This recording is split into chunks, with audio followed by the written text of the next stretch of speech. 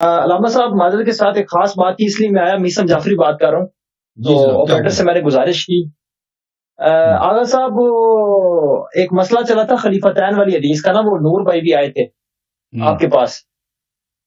وہ سر جی یہ کو گزشتہ 3-4 دن پہلے کی بات ہے کہ انجینئر صاحب نے اعلان کیا ہے، وہ کہتے ہیں جی حدیث خلیفتین بھی صحیح ہے، حدیث ثقلین بھی صحیح ہے، ہم مانتے ہیں، لیکن اس کانٹیکس میں نہیں مانتے، اس کانٹیکس میں مانتے ہیں.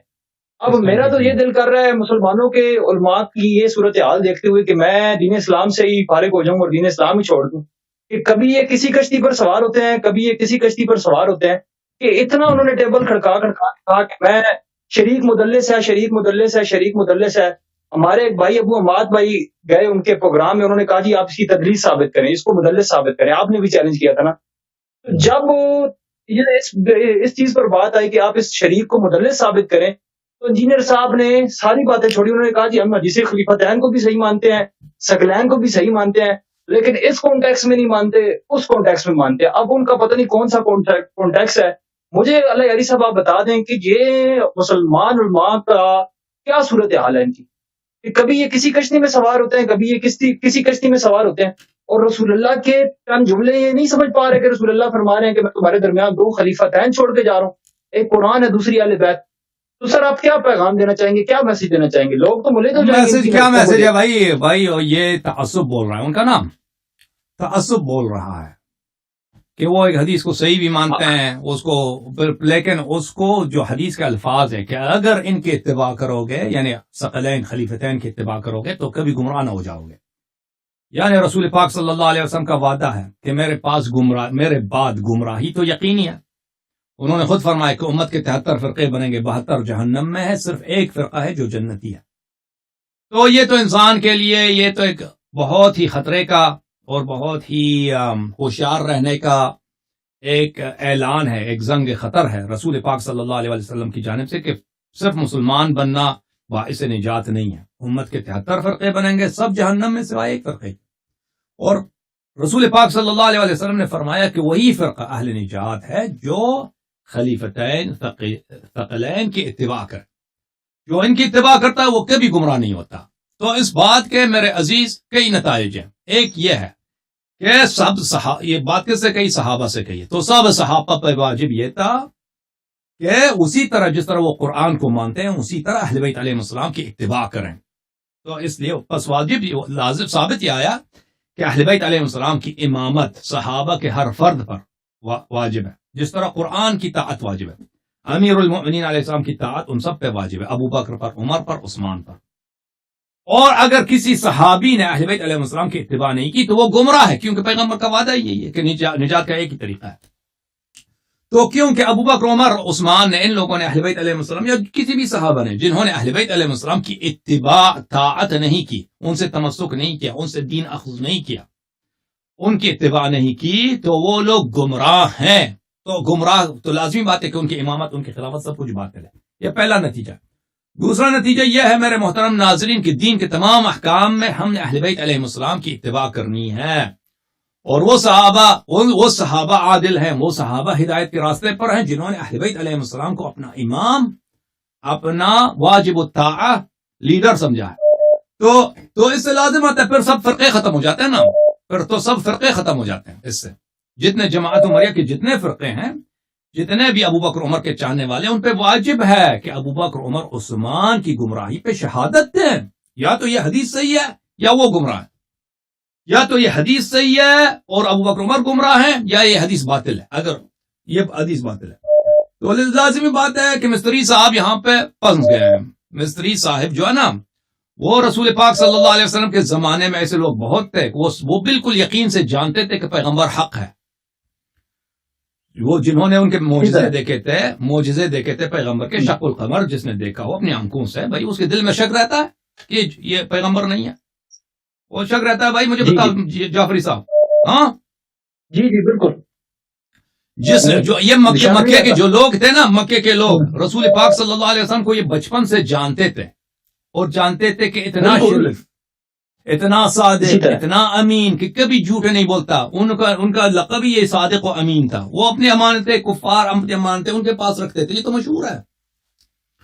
اور انہوں نے یہ خود نقل کرتے ہیں کہ رسول پاک صلی اللہ علیہ وسلم آئے, انہوں نے کہا اگر میں آپ کو خبر دوں کہ اس پہاڑی کے نیچے ایک دشمن کا لشکر ہے, کیا تم میری تصدیق کرو گے؟ انہوں نے کہا تھا جی ہاں, ہم سب کی تصدیق کریں گے. کیوں تصدیق کرو گے؟ کیونکہ ہم نے آپ کو ہمیشہ سچا پایا ہے.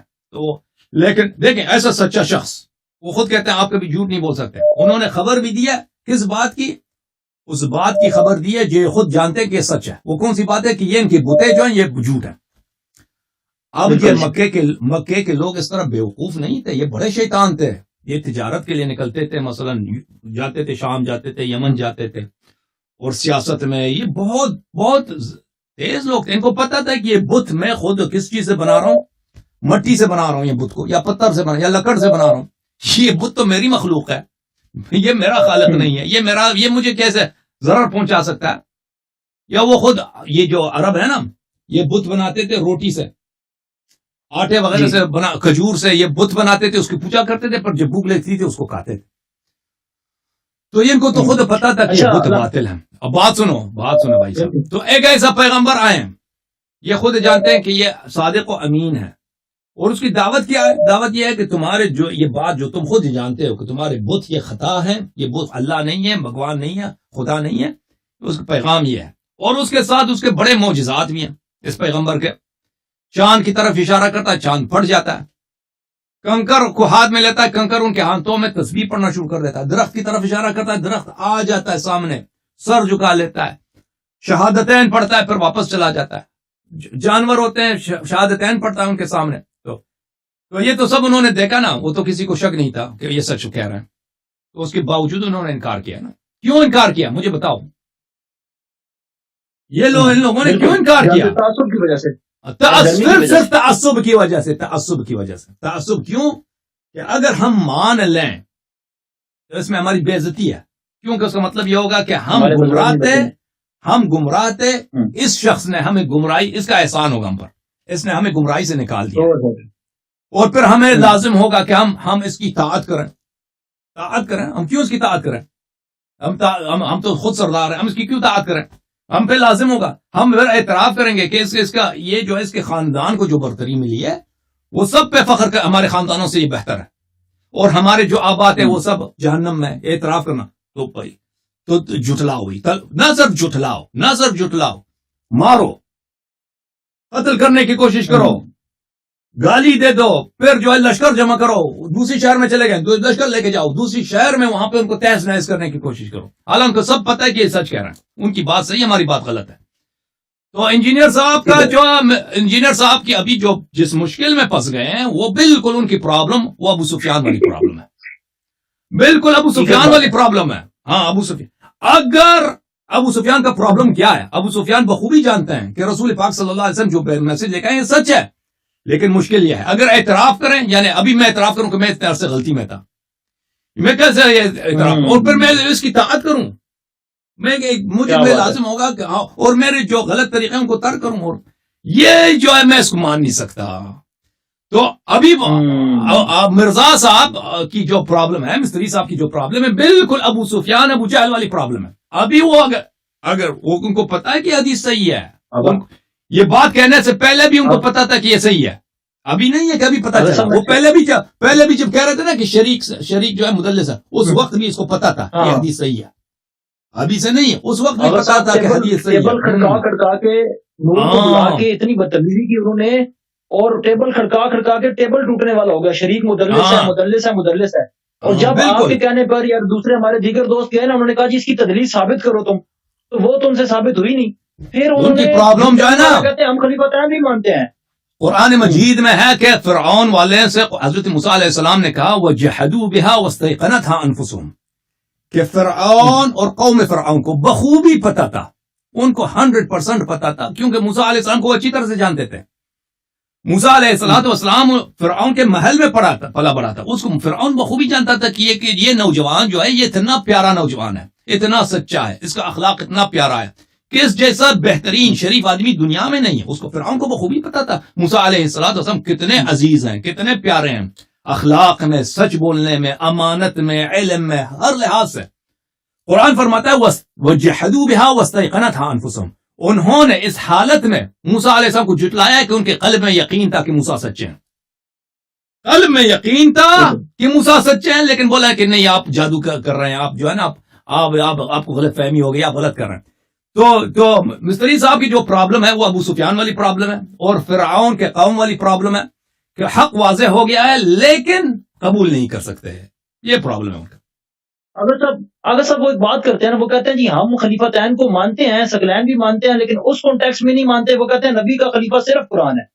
آغا صاحب کیا یہ بات کہیں قرآن و حدیث میں ملتی ہے؟ اگر بھائی جب میں نے ابھی میں پشتو میں تو نہیں کہہ رہا تھا نا، اردو میں کہا، جب پیغمبر صلی اللہ علیہ وسلم نے کہہ دیا ہے کہ اگر ان کے اتباع کرو گے کبھی گمراہ نہ ہو جاؤ گے، یہ میرے جانشین ہے، اگر ان کی طاعت کرو گے کبھی گمراہ نہ ہو جاؤ گے، یعنی ان کی طاعت تم سب پہ فرض ہے، کس کی؟ قرآن کی اور اہل بیت علیہ السلام کی، اور یہ کبھی ایک دوسرے سے الگ نہیں ہوں گے۔ تو جس طرح قرآن کی طاعت واجب ہے اسی طرح اہل بیت علیہ السلام کی طاعت واجب ہے۔ کانٹیکسٹ کو کس کانٹیکسٹ کی بات کر رہے ہیں؟ حدیث کے الفاظ، ہم کوئی ایسے ہم کوئی اجنبی الفاظ نہیں کہہ رہے ہیں جو حدیث میں نہیں ہے، وہ تو حدیث کے الفاظ ہیں۔ اس حدیث کو اگر انہوں نے مان لیا تو ان کو ماننا پڑے گا ان کے بت باطل ہیں، بت کو توڑنا پڑے گا ابو بکر عمر کی، ان کی امامت باطل ہو جائے گی، ان کا اعتراف کرنا پڑے گا کہ ان کا طریقہ ہی بالکل شروع سے باطل ہے، اہل بیت علیہ السلام ہی کے اتباع میں حق ہے۔ تو وہ جو ہے نا ان کی پرابلم ہے، اور یہ صرف میں آپ کو ایک بات بتاؤں، یہ صرف انجینئر صاحب کی پرابلم نہیں ہے، یہ بہت سارے 90% جماعت عمریہ کے علماء کی یہ پرابلم ہے کہ ان کو پتا ہے کہ شیعہ مذہب حق ہے، ان کو پتا ہے، یعنی تعداد کم نہیں ہے، یعنی بہت علماء بہت زیادہ ہیں، ان کو پتا ہے کہ ابو بکر عمر کی خلافت باطل ہے، اہل بیت علیہ السلام کی امامت ثابت ہے، ان کو بخوبی پتا ہے۔ ان کو یہ بھی پتا ہے کہ نجات منحصر ہے، جیسے پیغمبر صلی اللہ علیہ وسلم نے فرمایا کہ اگر ان کی اتباع کرو گے گمراہ نہ ہو جاؤ گے، نجات ہدایت منحصر ہے اہل بیت علیہ السلام کی اتباع پر۔ لیکن وہ مشکل ان کا کیا ہے؟ وہی ابو سفیان والی مشکل، ابو جہل والی مشکل، فرعون کے قوم والی مشکل۔ اوکے، بالکل ٹھیک، ان کی پرابلم کو سمجھ لیں۔ ہاں اوکے، تھینک یو سر، خدا حافظ۔ بالکل ٹھیک۔ اچھا ایک چھوٹی سی بات کرنی ہے علامہ صاحب، حضرت آپ کافی دیر سے کر رہے ہیں، اللہ تعالیٰ آپ کو استقامت دے، آپ کی محنتیں اللہ تعالیٰ آپ کو سلامت رکھے۔ اچھا ایک کلپ بڑا وائرل ہوا ہے آج کل، انجینئر صاحب نے آپ کا تذکرہ کیا نا بھائی نے، تو انہوں نے کہا کہ جی اللہ یاری صاحب کے جو اعتراضات ہیں نا ان کا جواب میرے پاس نہیں ہے، وہ کہتے ہیں کہ جی چندے تم لوگ لیتے ہو بریلویوں دیوبندیوں والے حدیثوں، تم جب لوگ جواب دو اللہ یاری صاحب کو۔ نہیں وہ کہہ رہے ہیں کہ کہتے ہیں کہ میں اگر اللہ یاری کا جواب دوں تو مجھ پہ 295 سی لگے، 295 سی جو ہے نا 295 سی جو ہے نا، مجھے جہاں تک مجھے اطلاع ملی ہے وہ یہ ہے کہ اگر کوئی شخص رسول پاک صلی اللہ علیہ وسلم کی بے حرمتی کرے تو اس کو سزائے موت ہے، حکومت پاکستان کی جو قانون ہے۔ تو یہ عجیب بات ہے، وہ کہہ رہے ہیں کہ اگر میں اللہ یاری سے ابو بکر عمر پہ گفتگو کروں تو مجھ پہ 295 سی لگے گا، یعنی گستاخی رسول صلی اللہ علیہ وسلم کا مقدمہ مجھ پہ چلے گا۔ تو بھائی یہ کیا بکواس ہے؟ اور بھائی ابو بکر عمر کی دفاع کے لیے، ان کی خلافت کی دفاع کے لیے تم پیغمبر صلی اللہ علیہ وسلم کے کیوں بے حرمتی کرو گے؟ ٹھیک ہے نا، شاید ان کا طریقہ کار یہی ہے، شاید ان کا ایک اعتراف ہے کہ ابو بکر عمر کی آپ خلافت اس وقت تک ثابت نہیں کر سکتے جب تک پیغمبر صلی اللہ علیہ وسلم کی رسالت کا انکار کریں، شاید اس کا مقصد یہ ہے، اسی لیے ان پہ 295 سی چلے گا نا، اور کیا طریقہ کار ہو سکتا ہے؟ علامہ صاحب پریشر بہت ہے، ابھی آپ کی ویڈیوز کی وجہ سے پریشر بہت زیادہ ہے، اندرونی طور پہ ہمیں پتا چلا ہے کہ انجینئر صاحب کے اوپر پریشر بہت ہے کہ آپ اگر سچے ہیں تو علامہ صاحب کے سامنے بیٹھے ہیں، اللہ یاری صاحب کے سامنے بیٹھے ہیں۔ آج کل نا وہ آپ کا تذکرہ بھی نہیں کرتے نا، کیونکہ انہوں نے پابندی لگا دی ہے، پچھلے دن انہوں نے کہا ہے کہ جی حدیث خلیفتین پر آپ سوال ہمارے شو میں نہیں کر سکتے، یہ سوال ہم نے بین کیا ہوا ہے، یعنی کہ رسول اللہ کی حدیث کو ہم نے بین کر دیا ہے۔ اور پھر وہ کہتے ہیں کہ جی، اور ہمیں اندرونی طور پر یہ پتا چلا ہے ان کے اسٹوڈنٹس کی طرف سے بڑا پریشر ہے کہ آپ کے مقابلے کا بندہ اب آ گیا ہے، اگر آپ نے بات کرنی ہے تو میدان میں آئے۔ تو یہ آپ کی ویڈیوز سے، اور میں جتنے بھی یوٹیوبرز ہیں اس حوالے سے جو کام کر رہے ہیں، خدا آپ کو بھی سلامت رکھے، آپ کی بھی توفیقات خیر میں اضافہ کرے، پریشر بہت زیادہ ہے، آپ اس کا اظہار نہ کریں تو یہ اپنی جگہ پہ بات۔ بہرحال میری بہت ساری دعائیں سر آپ کے لیے، آپ کی وجہ سے اللہ تعالیٰ نے ہمارے سروں کو بلند کیا، اور خدا سلامت رکھے سر آپ۔